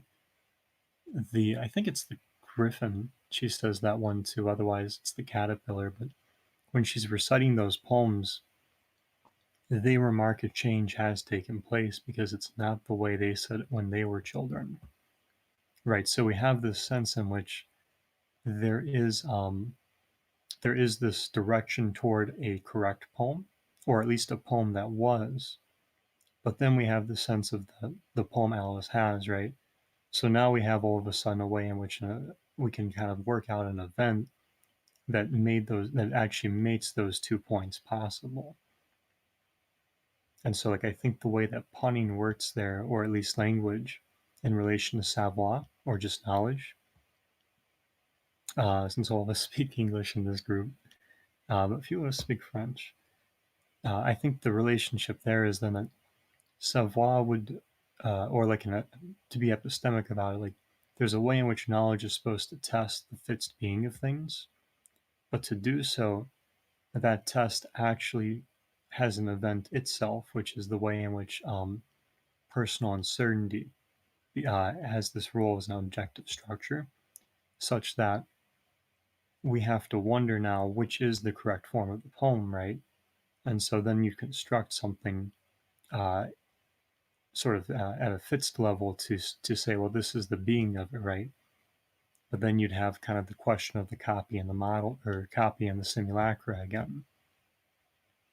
So this goes back to what I was saying, like there's like this sense of erecting that copy, but only to have it taken down once again.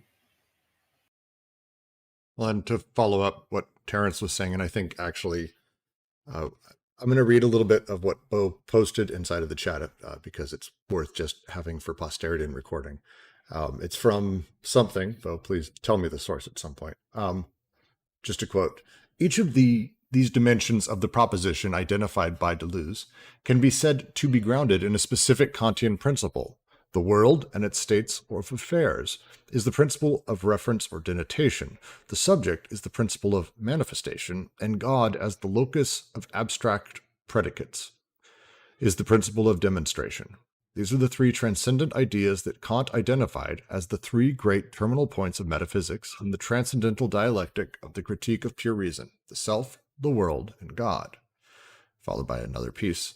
Deleuze is here following Nietzsche and others in suggesting that traditional metaphysics is derived from and led into transcendent illusions by language and its grammar, that is, from the most general structure of propositions.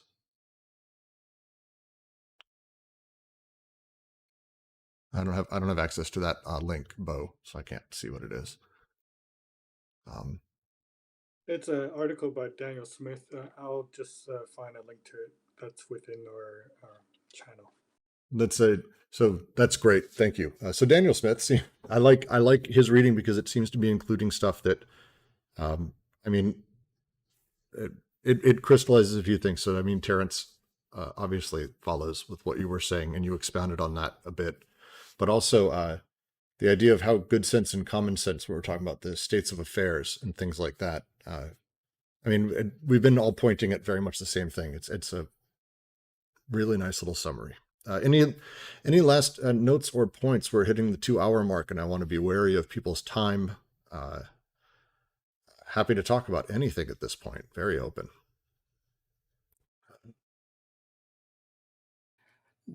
Just on the expression personal uncertainty is has two meanings that he brings out by the rest. You can begin with a person and say the person is uncertain about something. So that's what he says is not a doubt foreign to what is happening. In the French, it's external to what is happening, but it's the same thing. Or you can start with uncertainty and say that it includes even persons. That's almost a quantum type idea. And that's where he says it's an objective structure of the event itself. So the person can be an identity or an event.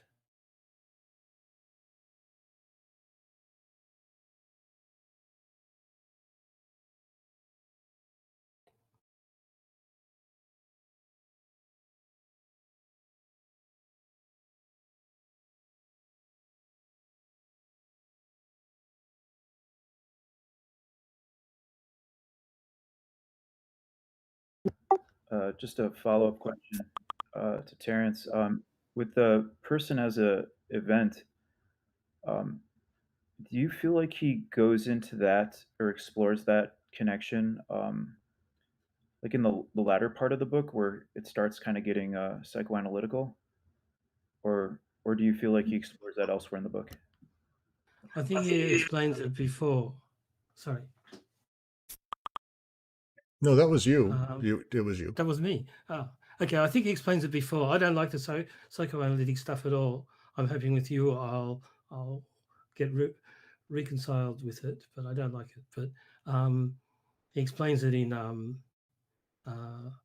Difference and Repetition too, and that's the take on the person and personal identity that comes up in 1,000 Plateaus as well.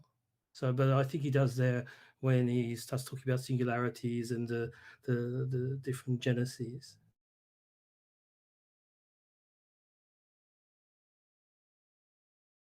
At some point, it would be interesting to hear why you hate all the psychoanalytic stuff and what do you think he's trying to accomplish with it, if not the description of a person as an event.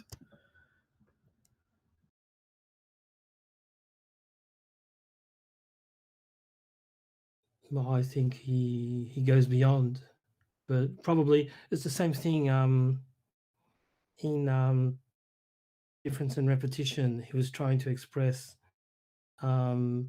himself in a fairly structuralist reworked over by a differentialist perspective. Here, he sort of rejected a lot of that vocabulary, and he's using the radical edge of psychoanalytic vocabulary and ideas, and trying to express his system in those terms. So I think he gets the idea of he's very happy to find the idea of the infinitive in La Planche. And then later he'll find that that vocabulary can be superseded with Guattari. So he is true to himself, if you want. He's self-identical by being very different from one book to the other.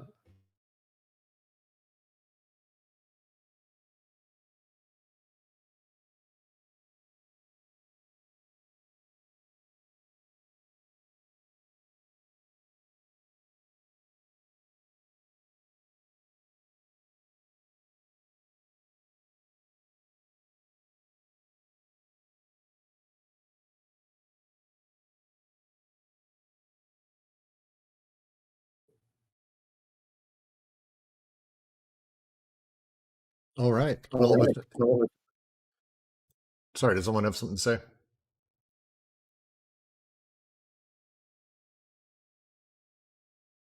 Is that you, Kent? Ken? All right.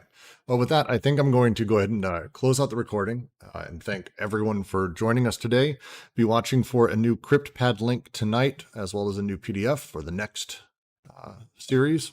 And we will continue work on this. This was really great. Thank all of you for joining. It was really, I now have so much more to think about. I love this book. So thank you all very much.